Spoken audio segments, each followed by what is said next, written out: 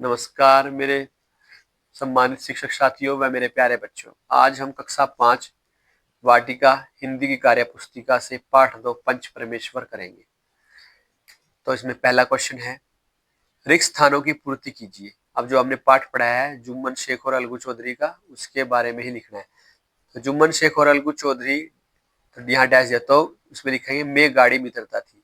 जब तक दान पत्र की रजिस्ट्री नहीं हुई, सरपंच किससे बनाया जाए, इस पर जुम्मन और खाला जान की कहासुनी हो गई। अलगू चौधरी बटेश्वर से बैलों की जोड़ी मोल लाए थे। जुम्मन का नाम सुनते ही अलगू का कलेजा धक धक करने लगा। तो आप ये लिखोगे। अगला क्वेश्चन है, नीचे दिए गए शब्दों के अर्थ सरल भाषा में लिखिए। गाढ़ी जैसे जिरह होती है बहस करना, गाढ़ी होती है गहरी या पक्की, गाढ़ी मित्रता जैसे कह देते हैं। आठों पहर होती है दिन रात। दैवयोग होता है भगवान की इच्छा से। विनती होती है प्रार्थना। जायदाद होती है संपत्ति। और बेसहारा होता है जिसका अपना कोई ना हो, मतलब कोई सहारा ना हो जिसका अपना। नेक्स्ट अगला प्रश्न, अनुच्छेद पढ़कर प्रश्नों के उत्तर दीजिए। अलगू चौधरी ने जुम्मन से जिरह शुरू की। तो ये पूरा पढ़ के आपको प्रश्न उत्तर के जवाब देने। किसने जुम्मन से जिरह की? इसमें लिखा हुआ है अलगू चौधरी ने। तो अलगू डैश। अगला क्वेश्चन है, जुम्मन क्यों चकित था? क्योंकि अलगू उससे तरह तरह के सवाल पूछ रहा था। गए। अलगू ने क्या फैसला सुनाया? खाला जान को महीनेवार खर्च दिया जाए। अगला प्रश्न, मुहावरों का अर्थ लिखते हुए वाक्य में प्रयोग करना है। मुहर लगाना, मुहर लगाना मतलब पक्का कर देना।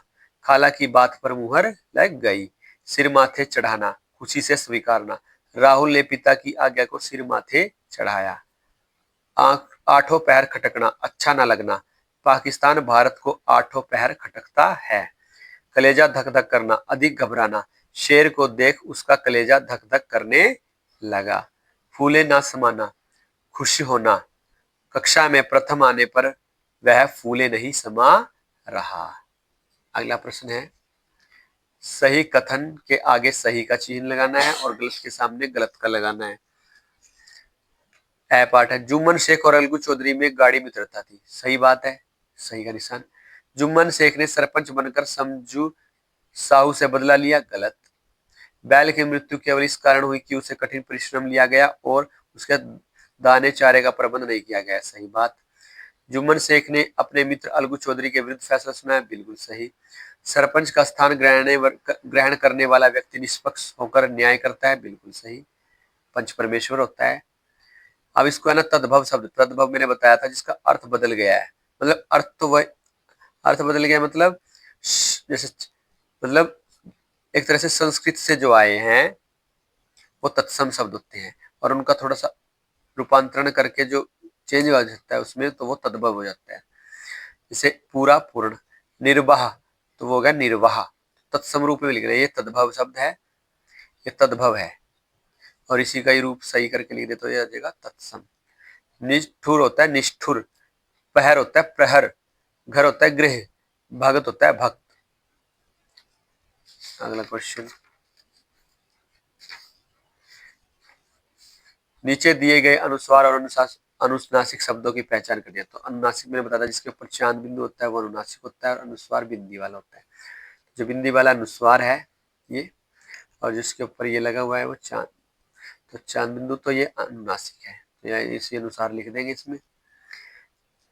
अगला प्रश्न है, विलोम शब्द का मिलान कीजिए। सत्य, विलोम होता है उल्टा करके लिखना। सत्य का आएगा असत्य है। अंत का प्रारंभ, प्रारंभ होता है शुरुआत। संध्या होती है उषा, उषा सुबह होती है, मतलब भोर काल जो होता है। वृद्ध तरुण। उचित अनुचित। परिश्रम होता है आलस्य। अगला प्रश्न है, नीचे दिए गए वाक्य को शुद्ध कीजिए। जुम्मन शेख और अलगू चौधरी में मित्रता गाढ़ी थी। ऐसे तो नहीं बनेगा, ऐसे बनेगा जुम्मन शेख और अलगू चौधरी में गाढ़ी मित्रता थी।